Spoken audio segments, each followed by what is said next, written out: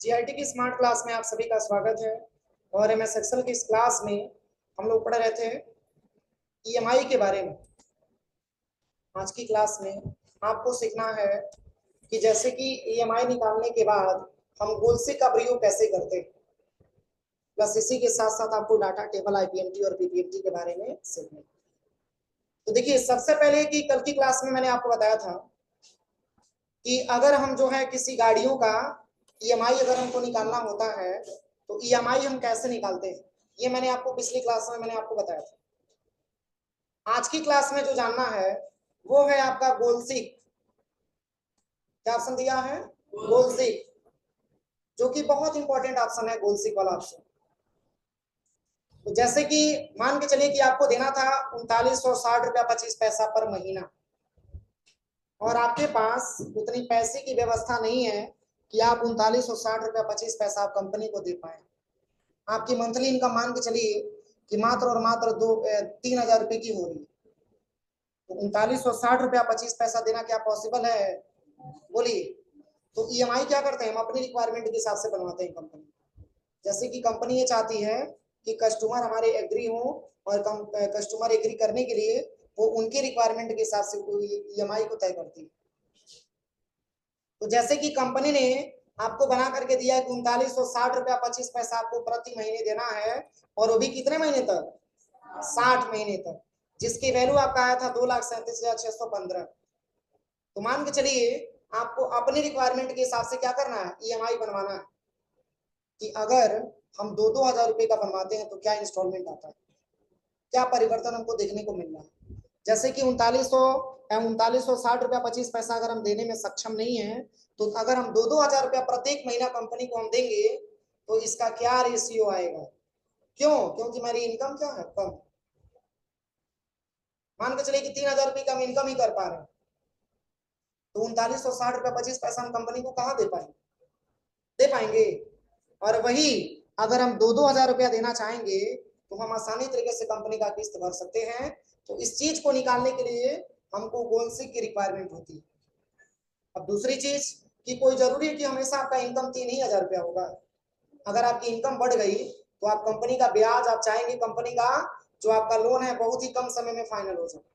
तो जो 2,000 रुपया आप दे रहे थे, मान के चलिए कि मंथली इनकम आपका जो है 10,000 रुपया हो गया, तो चाहेंगे तो आप कंपनी को प्रत्येक महीने 7-7 हजार रुपए देकर के कंपनी का आप लोन बहुत जल्दी चुका सकते हैं। समझ में आ रहा है ना? तो इसको निकालने के लिए हमको गोलसीक की रिक्वायरमेंट आती है।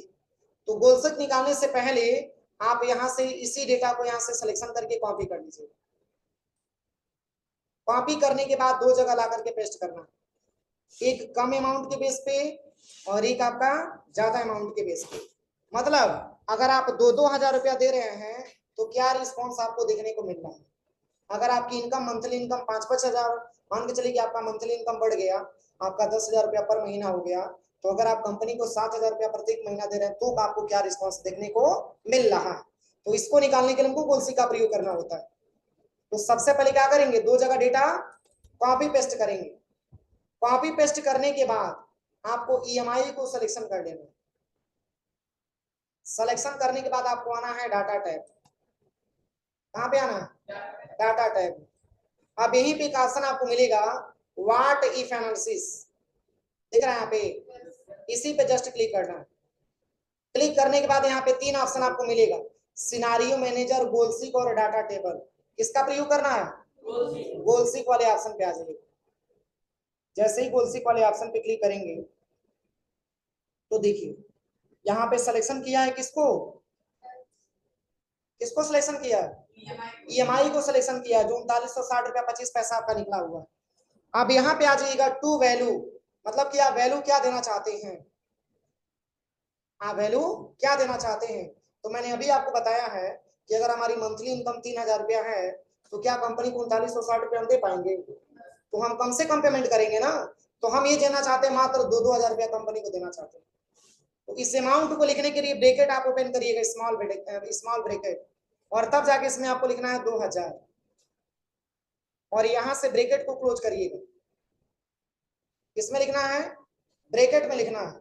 अब इसके बाद से आ जाइएगा बाई चेंजिंग सेल, इसमें आप ले लीजिएगा।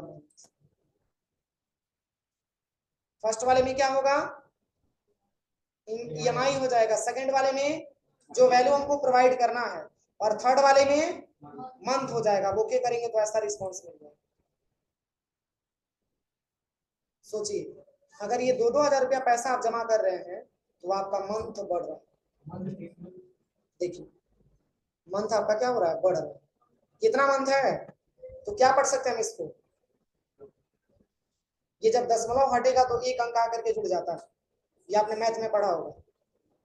तो जब हम यहाँ से डिक्रीज करेंगे डेसिमल को तो यहाँ पे एक आकर के यहाँ पे ऐड हो जाएगा, 151 महीने का टाइम। सोचिए कितना फायदा है कम पैसा देने। अगर आप 2-2 हजार रुपया कंपनी को पैसा आप दे रहे हैं तो टोटल कै महीने का समय लग रहा है, कितना महीने का समय लग रहा है, 151 महीने का समय लग रहा है। अब बताइए इसमें ब्याज आपका बढ़ेगा कि घटेगा, बढ़ेगा। तो जब एक चीज क्लियर करिएगा, जब मंथ आपका बढ़ेगा तो ब्याज भी आपका बढ़ेगा, और जब मंथ आपका घटेगा तो ब्याज भी आपका घटेगा। अब देखिए इसका कैसे पता चलेगा कि आप कितना ब्याज दे रहे हैं, तो अब इसमें सबसे पहले इक्वल यहाँ पे लिखेंगे 2000, अब मल्टीप्लाई करेंगे कितना से, 151 महीने से। अब इंटर करेंगे तो रिजल्ट क्या आ गया, 3,02,000 रुपये। इसमें शुद्ध आपको ब्याज दिख रहा है कितना। सोचिए अगर आप कंपनी को कम पैसा देते हैं तो कितना बड़ा ऑफर आपको मिल रहा है, ऑफर है ना। 151 महीने में कंपनी आपसे ब्याज ले रही है कितना, 1,02,000 रुपये। यहां तक कोई दिक्कत। अब चलिए अब मान के चलिए कि आपकी मंथली इनकम क्या हो गया, चेंज हो गई। अब जैसे क्या है, कोई जरूरी थोड़ी नहीं कि आज आप 2,000 रुपया कमा रहे हैं तो 5 साल बाद भी 2,000 रुपया कमाएं। आपकी मंथली इनकम क्या हो चुकी, बढ़ गई। तो मान के चलिए कि अगर आप बढ़े हुए हिसाब से अगर आप निकलवाना चाहते हैं, क्योंकि देखिए जब तक कस्टमर संतुष्ट नहीं होगा तब तक वो अपनी गाड़ी नहीं खरीद सकता है, क्योंकि उसको कैपेसिटी रहेगा तभी तो गाड़ी पे घूमेगा। पता चला कि 5 लाख रुपए की गाड़ी पे घूम रहा है, 5 रुपए नहीं जेब में है, तो कैसे काम होगा। समझ में आ रहा है ना। तो ये सबसे पहले इसको सेटिस्फाइड करना होगा। देखिए कस्टमर सेटिस्फाइड होगा तो ईएमआई पे सामान खरीदेगा, अदरवाइज वो ईएमआई पे सामान नहीं खरीदेगा। तो अब इन्होंने चेक करके देख लिया कि अगर हमारी मंथली इनकम मात्र 3,000 रुपया हो रही है, अगर हम कंपनी को 2,000 रुपया दे रहे हैं तो भी कंपनी को हम 1,02,000 ब्याज दे रहे हैं, क्यों ना हम ईएमआई ज्यादा बनवा करके ट्राई करें। तो अब ये आएगा कहेगा कि नहीं ये भी ईएमआई नहीं बनेगा, ये भी ईएमआई नहीं बनेगा। यदि आप हम 7,000 रुपया महीना देंगे तब क्या रिस्पॉन्स आएगा, थोड़ा इसको निकाल के आप चेक कराइए। तो 7,000 निकालेंगे तो क्या चेंजिंग होगा बताइए, मंथ घटेगा। तो मंथ घटेगा तो ब्याज घटेगा। ये नहीं है कि 7% से घट करके 2% पे आ जाएगा, वही 7% ही लगेगा, लेकिन जो ब्याज आप 151 महीने में दे रहे थे वो मात्र आप कम महीने में देंगे तो ब्याज आपका वैसे ही कम हो जाएगा। ये नहीं कि घटने का मतलब 7% से घट करके 2% पे आ जाएगा, और बढ़ने का मतलब 7% से घट करके 14% पे हो जाएगा।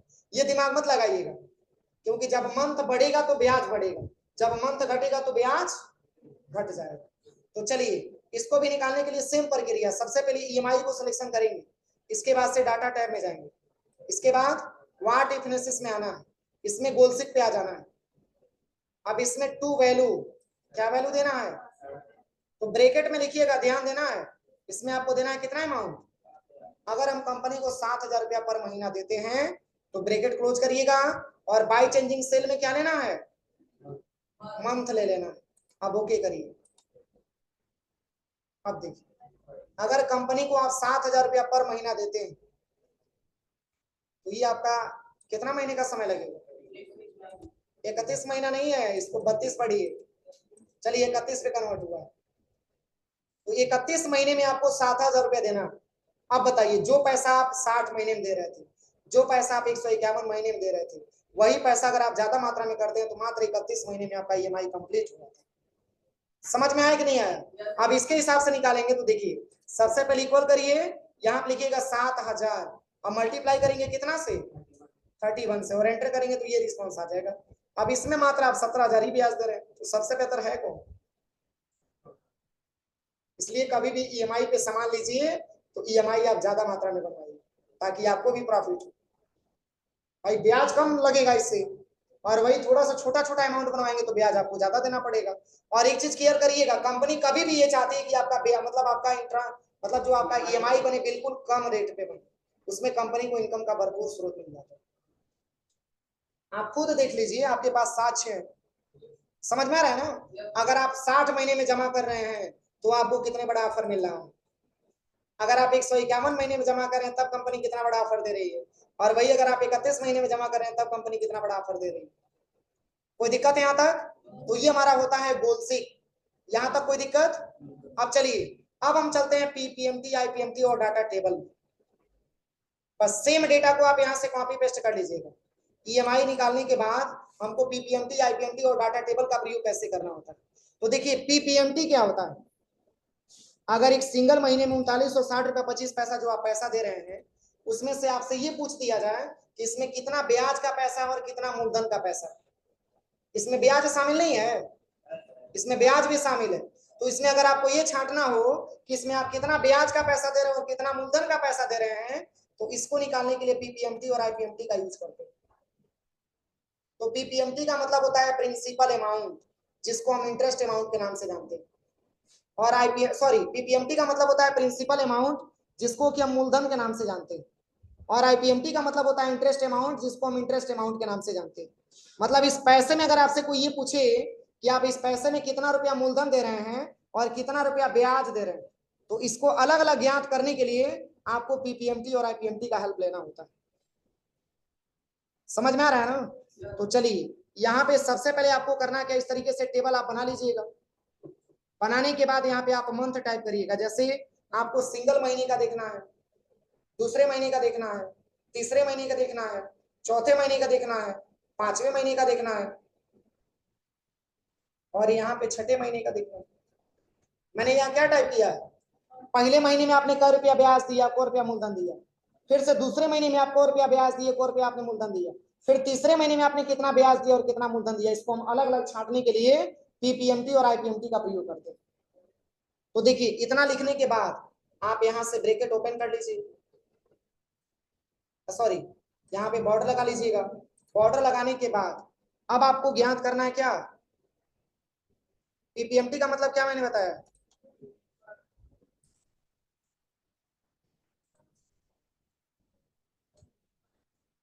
पीपीएमटी का मतलब होता है प्रिंसिपल अमाउंट, जिसको हिंदी में मूलधन बोलते हैं। मूलधन, हाँ। जैसे देखिए, अगर किसी को पैसा देना होता है तो क्या बोलते हैं, अरे चलिए केवल हमारा मूलधन लौटा दीजिए, ब्याज का पैसा आप रखिए। ठीक है ना? तो जैसे ऐसे क्वेश्चन आपके सामने आ सकता है कि अगर 3960 रुपया 25 पैसा अगर आप कंपनी को पेमेंट दे रहे हैं, तो इसमें कितना रुपया ब्याज का पैसा जुड़ा और कितना रुपया मूलधन का पैसा जुड़ा है। तो कभी भी अगर पीपीएमटी के बारे में पूछा जाए कि पीपीएमटी हम क्यों ज्ञात करते हैं, तो क्या जवाब देंगे?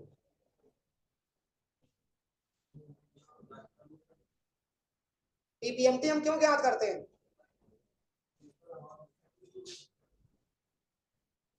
पीपीएमटी हम ज्ञात करते हैं ईएमआई में से ये जांच करने के लिए कि हमारा मूलधन का पैसा कितना है। समझ में आ रहा है ना? पीपीएमटी का प्रयोग हम एक्सेल में क्यों किया जाता है, तो आप बता सकते हैं कि पीपीएमटी का प्रयोग एक्सेल में इसलिए किया जाता है कि ईएमआई जो देते समय हम प्रिंसिपल अमाउंट यानी कि मूलधन का रुपया दे रहे हैं, उसी को निकालने के लिए पीपीएमटी ऑप्शन का प्रयोग करते हैं। और आईपीएमटी का प्रयोग क्यों किया जाता है? ये जांच करने के लिए कि जो हम ईएमआई दे रहे हैं उसमें ब्याज का पैसा कितना दे रहे हैं। भूलेगा नहीं ना? चलिए, इसको निकालने के लिए सबसे पहले इक्वल करिएगा, और इसमें हम लोग डेटा को फिक्स करना भी सीखा जाएगा। इसमें आप टाइप करिएगा पीपीएमटी और ब्रैकेट ओपन करिएगा। इसमें सबसे पहले आपको सिलेक्शन करना है क्या, रेट। और कौन सा रेट?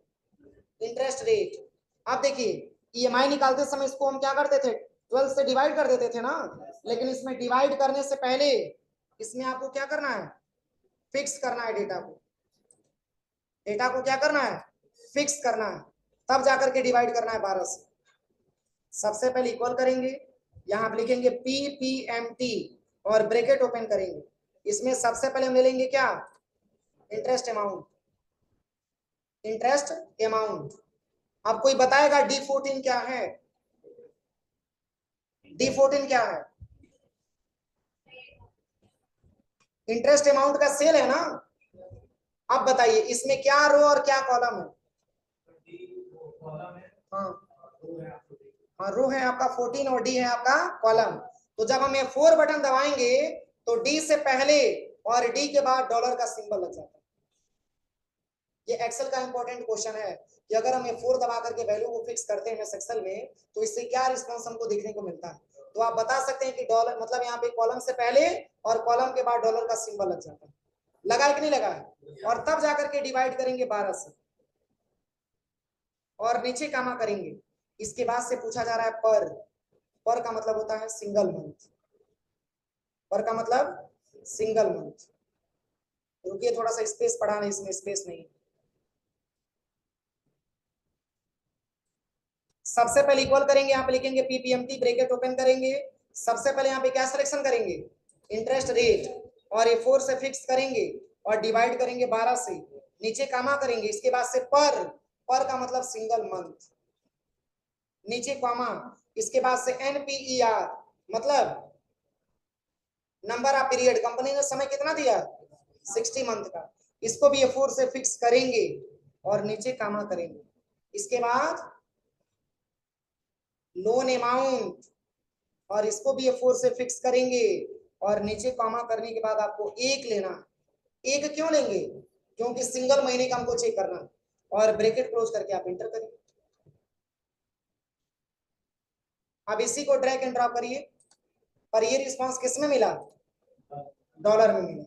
और इसमें आपको कुछ देखने को मिल रहा है, 2793 रुपया पहले महीने में आपने दिया और छठवें महीने में 2876 रुपया 2 पैसा आप दे रहे हैं, सोचिए। तो ये पैसा हमारा बढ़ रहा है कि घट रहा है, बढ़ रहा है। तो आप एक चीज क्लियर करिएगा, पीपीएमटी हमेशा बढ़ता हुआ दिखाई देता है और आईपीएमटी हमेशा घटता हुआ दिखाई देता है। जैसे कि मान के चलिए एक छोटा सा एग्जांपल आपको बताऊं, अगर किसी को आपको 50,000 रुपया आपको देना है, तो मान के चलिए अगर आप 1,000 रुपया करके देंगे तो 50 महीने का समय लगेगा, लगेगा कि नहीं लगेगा। अगर आप उसको 2 बार में करके देना चाहते हैं तो 25-25 हजार का 2 इंस्टॉलमेंट जमा हो जाता है। तो अमाउंट के जितने करीब जाते हैं उतना ही अमाउंट हमारा बढ़ता हुआ चला जाता है। जैसे अगर मान के चलिए कि 25-50 हजार मतलब 50,000 अगर किसी को देना है, तो अगर उसको इंस्टॉलमेंट बना करके देंगे तो मान के चलिए कि एक बार आपने 10,000 रुपया उसको ले जाके दे दिए, फिर दूसरी बार आपने 10,000 और ला करके दे दिया, फिर इसके बाद से तीसरे बार आपने 10,000 रुपया ला करके दे दिया, तो उसके पास पैसा कितना हो गया, 30,000 रुपया हो गया। तो आपके तरफ से पैसा घट रहा है लेकिन उसके तरफ क्या हो रहा है, बढ़ रहा है। यानी कि अमाउंट के जितने करीब जाते हैं उतना ही अमाउंट हमको बढ़ता हुआ दिखाई देता है। ये सब लोन का अमाउंट है, ध्यान दीजिएगा। अब चलिए, अब आपको निकालना है आईपीएमटी। आईपीएमटी का मतलब मैंने क्या बताया, इंटरेस्ट अमाउंट। अब इसको निकालने के लिए सेम प्रक्रिया, सबसे पहले इक्वल, बस देखिए जिस तरीके से आपने पीपीएमटी निकाला है बस वैसे ही आपको आईपीएमटी निकालना है, बस पी की जगह पे आई होना चाहिए। तो बताइए कोई फार्मूला मैंने क्या लिखा था, सबसे पहले इक्वल आईपीएमटी ब्रैकेट ओपन, इसके बाद इंटरेस्ट को सिलेक्शन करेंगे, इसके बाद F4 से फिक्स करेंगे, इसके बाद डिवाइड करेंगे 12 से, इसके बाद कॉमा करेंगे, इसके बाद सिंगल मंथ ले लेंगे, नीचे कॉमा, इसके बाद हाँ पूरा फिक्स मंथ यहाँ पे फिक्स कर लेंगे 4 से, इसके बाद से नीचे कॉमा करेंगे, इसके बाद से लोन अमाउंट,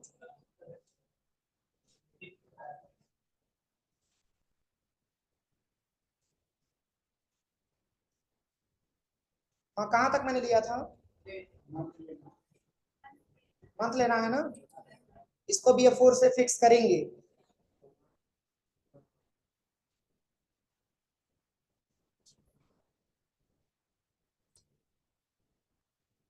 नीचे कॉमा, इसके बाद लोन अमाउंट लेंगे, इसके बाद इसको भी F4 से फिक्स करेंगे और नीचे कॉमा करके टाइप में एक ले लेंगे, नीचे कॉमा करके टाइप में एक ले लेंगे। अब ब्रैकेट क्लोज करके हम एंटर कर देंगे इसका आंसर। अब इसी को ड्रैग एंड ड्रॉप करेंगे।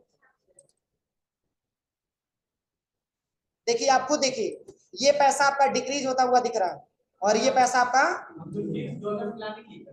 नहीं, फिक्स का ये करना ही है फिक्स, इसलिए जब तक फिक्स नहीं करेंगे तब तक ये डेटा आपका सही नहीं बताएगा। कोई दिक्कत यहाँ था। अब देखिए 1166 रुपया आपने पहले महीने में ब्याज दिया, दूसरे महीने में आपने 1150 रुपया 37 पैसा आपने दिया। तो एक चीज क्लियर करिएगा, अमाउंट के जितने नजदीक आप जाते हैं ब्याज उतना ही कम होता जाता है। जैसे कि आपको किसी को, आप किसी से 50,000 रुपया आपने उधार ले लिया, अगर आप उसको पैसा रिटर्न करने जा रहे हैं तो जैसे देखिए अगर आप उसको इंस्टॉलमेंट में जमा करने जाएंगे तो एक समय ऐसा आएगा कि आपका इंटरेस्ट बिल्कुल 0% हो जाएगा, हो जाएगा कि नहीं हो जाएगा? क्योंकि अमाउंट के जितने करीब आप जाते हैं ब्याज उतना ही कम होता जाता है। इसलिए देखिए कभी ऐसा आएगा कि ब्याज आपका 0 रुपया हो जाएगा। अब चलिए, अब कैसे पता करेंगे कि हमारा ये दोनों रिस्पॉन्स सही है? तो दोनों जोड़ने के बाद ईएमआई के बराबर आएगा, तभी तो मानेंगे कि सही है कि गलत है। तो इसको निकालने के लिए क्या करेंगे? इक्वल करेंगे, और नॉर्मल आप ये ले लीजिए, और प्लस आप पीपीएमटी और आईपीएमटी एक साथ जोड़ करके एंटर कर लीजिए। अब इसी को ड्रैग एंड ड्रॉप करेंगे तो सेकंड में क्या रिस्पॉन्स आएगा? सब में रिस्पॉन्स यही है, बस आपका चेंज हो रहा है तो प्रिंसिपल, अमाउंट और इंटरेस्ट। ऐसा नहीं है कि आप पहले महीने में 3960 रुपया 25 पैसा दे रहे हैं तो अगले में जाकर के 7000 देंगे। अगले में भी उतना ही आप देंगे, लेकिन चेंजिंग क्या देखने को मिल रहा है? तो ब्याज का पैसा घट रहा है और मूलधन का पैसा। कोई दिक्कत किसी को? अब ऐसे सिलेक्शन करके, और यहां से हम डॉलर का सिंबल यहां से आकर के हटा दें, यहां से नंबर ले लें।